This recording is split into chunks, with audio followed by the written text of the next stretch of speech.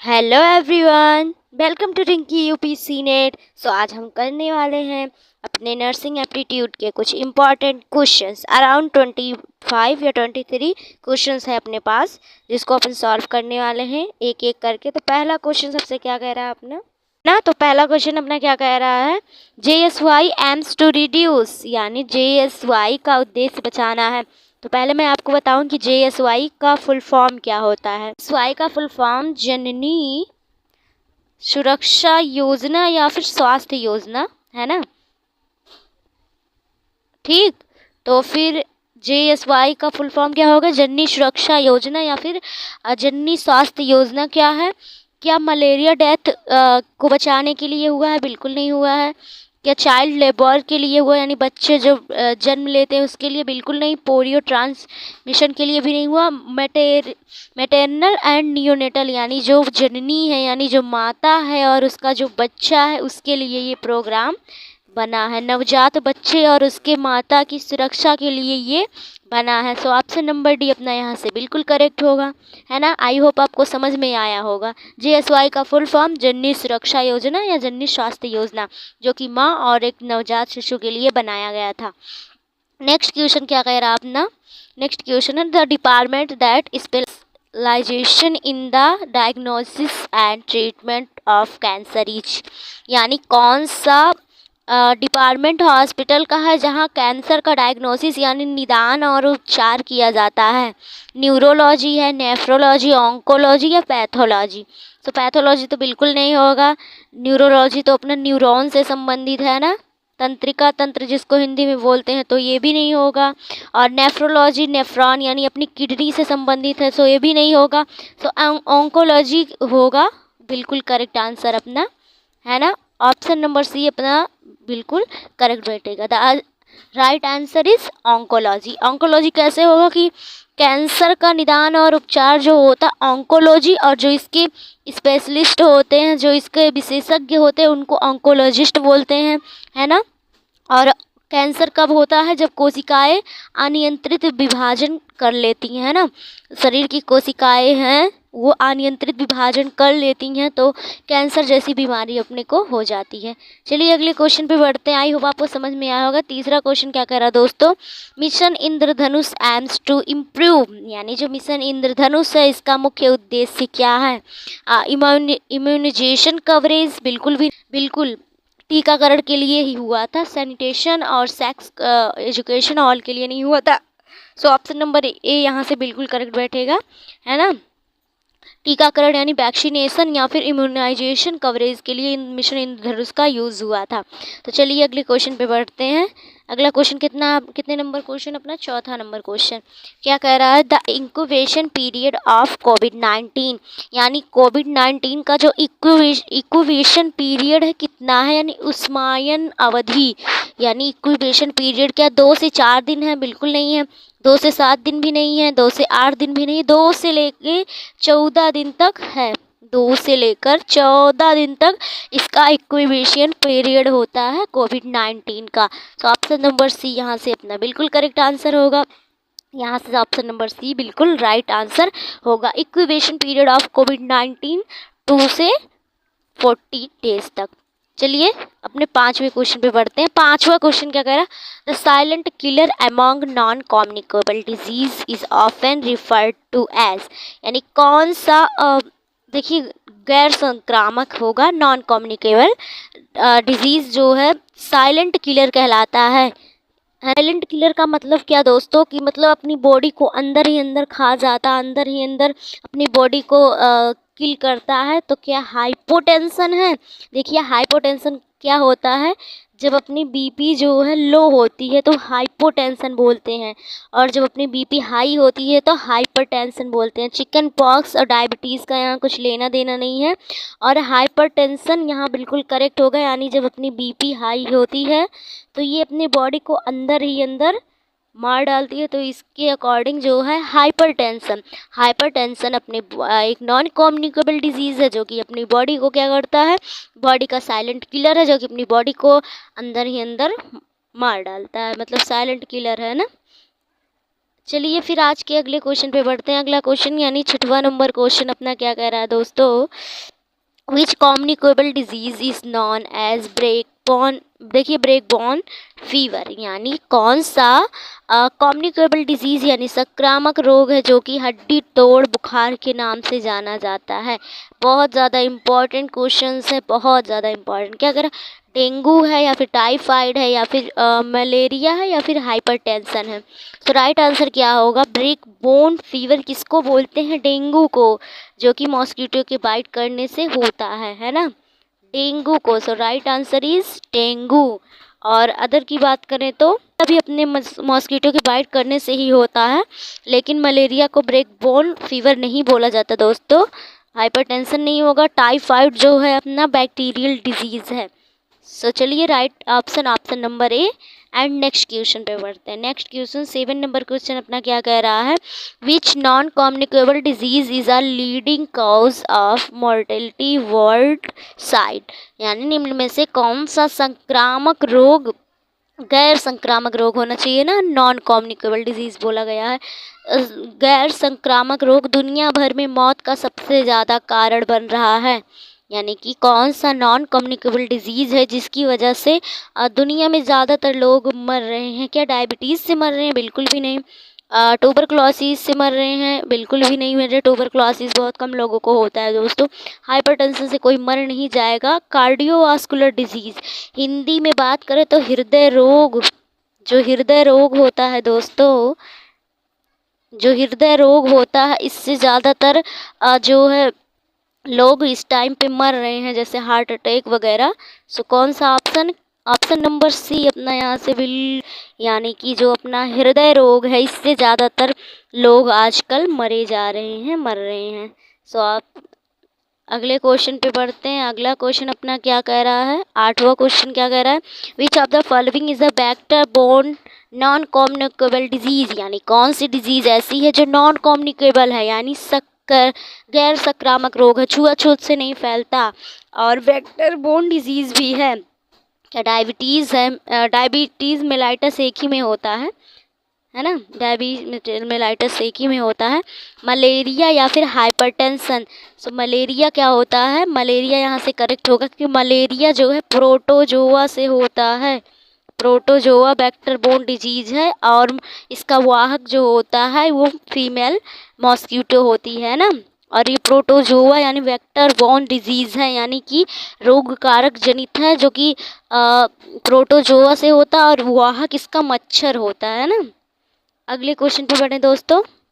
अगला क्वेश्चन अपना क्या कर रहा है, 9वां question, tuberculosis is primarily transmitted through. यानी कि जो ट्यूबरक्लोसिस है यानी जो अपना टीबी है मुख्यतः किसके द्वारा फैलती है, क्या सेक्सुअल कांटेक्ट से, यानी कि हिंदी में बात करें तो क्या यौन संपर्क से, या फिर कंटामिनेटेड फूड से। कंटामिनेटेड फूड से तो हेपेटाइटिस होता है एंड अपना कोलेरा होता है ना, कोलेरा वगैरह होता है, हेपेटाइटिस वगैरह होता है। एयरबोर्न ड्रॉपलेट से या फोमाइटिस से, तो एयरबोर्न ड्रॉपलेट से होगा, छींकने खांसने से है ना, छींकने खांसने से बूंद संक्रमण इसको हम बोल सकते हैं। एयर के थ्रू जो है टीबी अपने को हो सकता है, अगर सामने कोई पर्सन है उसको टीबी हुई है, सो खांसने छींकने से उसके, या ड्रॉपलेट से यानी बूंद से या हवा के संपर्क में आने से हमको भी टीबी हो सकती है उस व्यक्ति की वजह से, है ना। तो यहाँ से अपन का करेक्ट हो जाएगा। चलिए अगले क्वेश्चन पे बढ़ जाएं दोस्तों। अगला क्वेश्चन अपना क्या कह रहा है, which of the following is an airborne disease. यानी निम्न में से कौन वायु जनित रोग है, रेबीज है, मलेरिया है, डेंगू है, मीजल है। वायु जनित रोग यानी एयरबोर्न डिजीज जो कि वायु के द्वारा फैलता है। सो डेंगू नहीं होगा, बिल्कुल नहीं होगा। रेबीज तो क्या होता है, जब डॉग बाइट करता है, कुत्ते के काटने से होता है ना, ये भी नहीं होगा। मलेरिया मच्छर के काटने से होता है। सो मीजल्स, हिंदी में बात करें इसको तो खसरा, खसरा बीमारी क्या होता है, खसरा वायु जनित रोग है अपना, यानी कि एयरबोर्न डिजीज है। सो ऑप्शन नंबर डी यहाँ से बिल्कुल करेक्ट होगा। The answer is option number D correct, है ना। आई होप आपको समझ में आया होगा। चलिए हम अगले क्वेश्चन पे बढ़ते हैं। क्वेश्चन नंबर कितना है दोस्तों, ये अपना क्वेश्चन नंबर 11 है ना। क्या कह रहा है, which non communicable disease commonly follows as stroke, यानी कौन सा असंक्रामक रोग साधारणतः स्ट्रोक से फैलता है। रेबीज, बिल्कुल नहीं, रेबीज तो डॉग के बाइट करने से होता है, या डायबिटीज़, ये तो कॉमन है। क्या हाइपरटेंशन, तो बिल्कुल भी नहीं, हाइपरटेंशन भी नहीं होता स्ट्रोक के कारण। जो अपना हेमीप्लेगिया होता है ये स्ट्रोक के कारण होता है। सो ऑप्शन नंबर अपना डी करेक्ट हो जाएगा। The right answer is option number B correct, है ना। आई होप आपको समझ में आया होगा। चलिए अगले क्वेश्चन पे बढ़ते हैं। अगला क्वेश्चन अपना क्या कह रहा है दोस्तों, which department focuses on treatment patient with lungs condition such as asthma and pneumonia, यानी कौन सा डिपार्टमेंट हॉस्पिटल का है जैसे कि फेफड़ों से संबंधित जैसे निमोनिया और अस्थमा जैसे जो मरीज हैं के इलाज के लिए जिम्मेदार है। सो फेफड़ों की बात करिए, एंड्रोक्राइनोलॉजी तो हो नहीं सकता, हेमेटोलॉजी तो हो नहीं सकता, स्टमक से रिलेटेड है। कार्डियोलॉजी तो बिल्कुल भी नहीं होगा, कार्डियोलॉजी तो हार्ट से रिलेटेड होता है। और यहाँ लंग्स से फैलने वाली लंग्स की बात की जा रही है तो पल्मोनोलॉजी है ना। सो पल्मोनोलॉजी ये अपना फेफड़े से रिलेटेड है तो पल्मोनोलॉजी अपना यहाँ से बिल्कुल करेक्ट आंसर हो जाएगा, यानी कि अपना राइट आंसर जो होगा ऑप्शन नंबर बी एकदम बिल्कुल करेक्ट हो जाएगा। चलिए हम अपने अगले क्वेश्चन पे बढ़ते हैं, और ये अपना जो था 12 नंबर क्वेश्चन था दोस्तों। चलिए हम अपने अगले क्वेश्चन पे बढ़ते हैं। अगला क्वेश्चन अपना 13 number question, in which department would you find a nurse caring for children and managing paediatric condition, यानी कि यहाँ हिंदी नहीं लिखा गया, सॉरी दोस्तों। क्या कह रहा है, कौन सा डिपार्टमेंट है जो नर्सिंग केयर में चिल्ड्रेन और पेडियाट्रिक कंडीशन को मैनेज करती है। नर्सिंग जो है केयर में चिल्ड्रेन और पेडियाट्रिक कंडीशन को मैनेज करती है। तो क्राइनोलॉजी भी नहीं होगा, गायनोकोलॉजी तो फीमेल डिजीज से रिलेटेड होता है, डर्मेटोलॉजी स्किन से रिलेटेड होता है, ये भी गलत होगा। सो ऑप्शन नंबर सी यहाँ से बिल्कुल करेक्ट होगा। अगर आपको इसका आंसर भी नहीं पता होता तब भी आप वर्ड से देखिए, यहाँ पैडियाट्रिक कंडीशन कहा गया है ना, पैडियाट्रिक कंडीशन, तो पैडियाट्रिक्स यहाँ से पैडियाट्रिक्स बिल्कुल करेक्ट बैठेगा। ऑप्शन नंबर सी आप यहाँ से भी आंसर दे सकते थे, इसमें कोई कठिनाई वाली बात नहीं है। आप सॉरी क्वेश्चन नंबर 14 क्या कह रहा है अपना, विच action is part of nurse responsible during patient assignment, यानी एक रोगी के असाइनमेंट यानी कि मूल्यांकन के दौरान नर्स का कौन सा काम होता है। क्या काम होता है, प्रिस्क्राइब ट्रीटमेंट उपचार की योजना देना, या फिर राइटिंग डिस्चार्ज ऑर्डर यानी डिस्चार्ज होने को लिखना, या फिर ऑप्शन सी कह रहा परफॉर्मिंग सर्जरी करना, या फिर ऑप्शन डी कह रहा कलेक्टिंग पेशेंट हिस्ट्री। सो क्या होगा राइट आंसर कि जब एक पेशेंट की असाइनमेंट की बात होगी तो हम पेशेंट की हिस्ट्री को कलेक्ट करेंगे। सो ऑप्शन नंबर डी यहाँ से करेक्ट होगा, है ना। बहुत ज़्यादा कॉमन सेंस लगाने वाली बात है क्वेश्चंस में, ऐसे क्वेश्चन जो मेमोरी बेस्ड होते हैं। देखिए प्रिस्क्राइब तो करेगी नहीं, उपचार की योजना देगी नहीं, या डिस्चार्ज होने को लिखेगी नहीं, सर्जरी करना उसका काम नहीं होता, तो ऑप्शन नंबर डी पीछे बचा अपना, जो कि बिल्कुल करेक्ट आंसर हो जाएगा। आई होप आपको समझ में आया हो। चलिए 15 नंबर क्वेश्चन पे हम अपने बढ़ते हैं। 15 नंबर क्वेश्चन अपना क्या है, which of the following disease is most commonly transmitted by mosquito, यानी कि कौन सी बीमारी साधारणतः मच्छर के द्वारा फैलती है। चिकन पॉक्स फैलता है, मलेरिया, मीजल्स, हेपेटाइटिस ए, तो हेपेटाइटिस ए नहीं हो सकता, एयरबोर्न डिजीज़ है। चिकन पॉक्स नहीं हो सकता, तो मलेरिया बिल्कुल करेक्ट होगा। ये तो बहुत सिंपल क्वेश्चन हो गया दोस्तों, मलेरिया मच्छर के द्वारा फैलती है। तो यहाँ से ऑप्शन नंबर बी बिल्कुल करेक्ट आंसर होगा अपना, है ना। ऑप्शन नंबर बी बिल्कुल करेक्ट आंसर होगा। चलिए हम 16 नंबर क्वेश्चन पे बढ़ते हैं। 16 नंबर क्वेश्चन अपना क्या कह रहा है, what is the primary treatment for viral infection like flu, यानी कि वायरल इन्फेक्शन जैसे कि जुकाम से बचने का प्राथमिक उपचार क्या है। है ना। सो ऑप्शन नंबर ए कह रहा सॉरी एंटीबायोटिक या फिर एंटीवायरल या फिर सर्जरी या फिर मेडिकेशन। सो जो अपना फ्लू होता है यानी जिसको कॉमन कोल्ड जुकाम बोले, तो इसको फैलने के लिए क्या कर मतलब फैलने से रोकने का सबसे प्राथमिक उपचार क्या करेंगे, मेडिकेशन करेंगे, है ना, मेडिकेशन। यहाँ से बिल्कुल करेक्ट आंसर होगा मेडिकेशन, ऑप्शन नंबर डी बिल्कुल करेक्ट आंसर हो जाएगा। अगले क्वेश्चन पे बढ़ते हैं। अगला 17 नंबर क्वेश्चन क्या कर रहा है अपना, which of the following is an example of subjective symptoms, यानी सब्जेक्टिव लक्षण पूछा जा रहा है। क्या फीवर है, क्या कफ है, क्या पेन है या फिर हाइपरटेंशन है। तो हाइपरटेंशन नहीं होगा, फीवर भी नहीं होगा, कफ भी नहीं होगा, पेन होगा। पेन क्या होगा, पेन अपना एक सब्जेक्ट, हम किसी को दिखा नहीं सकते कि हमको दर्द हो रहा है, इसको हम फील कर सकते हैं या फिर हमको ही पता चलेगा, तो ये अपना सब्जेक्टिव सिम्टम्स होगा, है ना। चलिए अपने अगले क्वेश्चन पे पढ़ते हैं। अगला क्वेश्चन 18 नंबर क्वेश्चन क्या कह रहा है, which app is developed tracking immunization in India, यानी भारत में कौन सा ऐप वैक्सीन पर नज़र रखने के लिए बनाया गया है।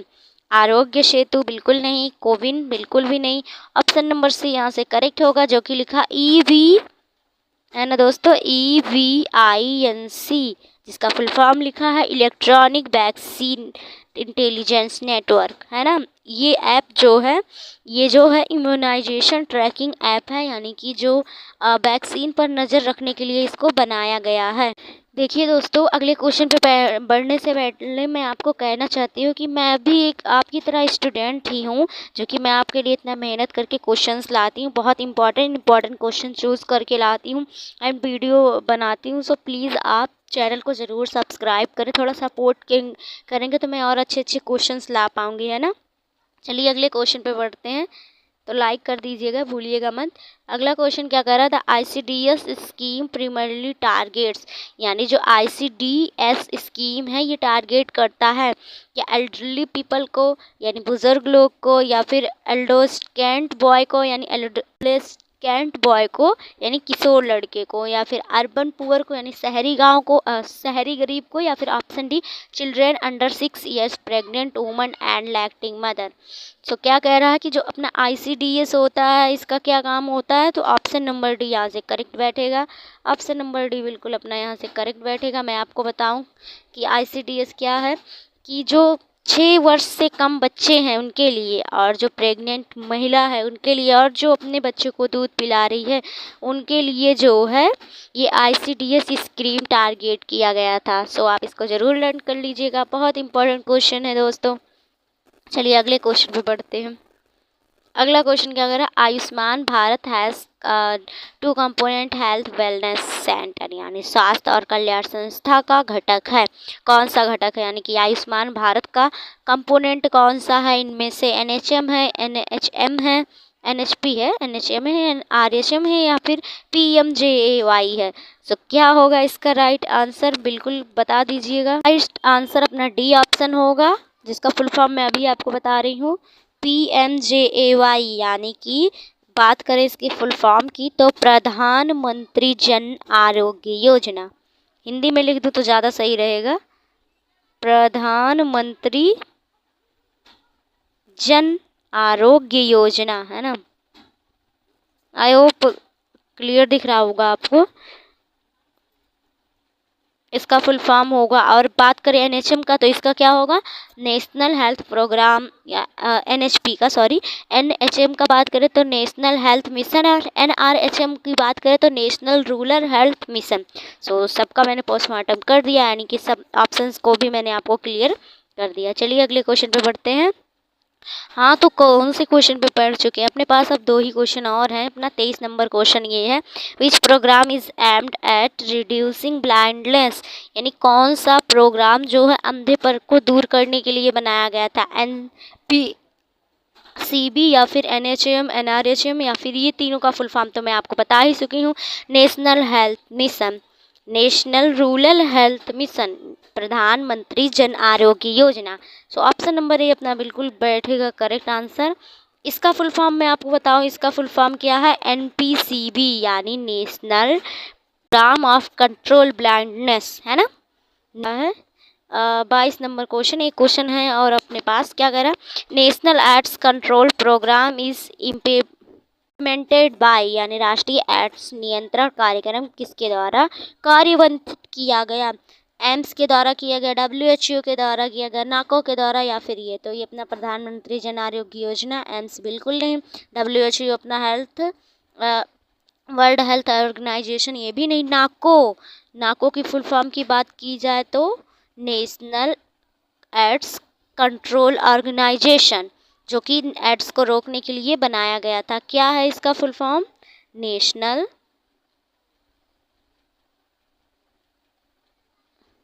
नेशनल एड्स कंट्रोल ऑर्गेनाइजेशन, है ना। सो आप इसको लर्न कर लीजिएगा। मेरे पास इतनी जगह नहीं है कि मैं यहाँ पर लिख पाऊँ, है ना, तो मैनेज कर लीजिएगा। अगला क्वेश्चन क्या कह रहा है? अगला क्वेश्चन आज का लास्ट क्वेश्चन है। This is your last question, है ना, लास्ट है। क्या कह रहा है question? The target TB elimination in India is set for, यानी टीबी उन्मूलन का उद्देश्य अपने भारत में कब रखा गया था? तो जैसा कि ये तो मैंने अपने पिछले वीडियो में बताया था कि 2025, जो कि अभी चल रहा है। सो ये थे आज के क्वेश्चन एंड आई होप आपको वीडियो अच्छा लगा होगा। तो thank you for watching this video.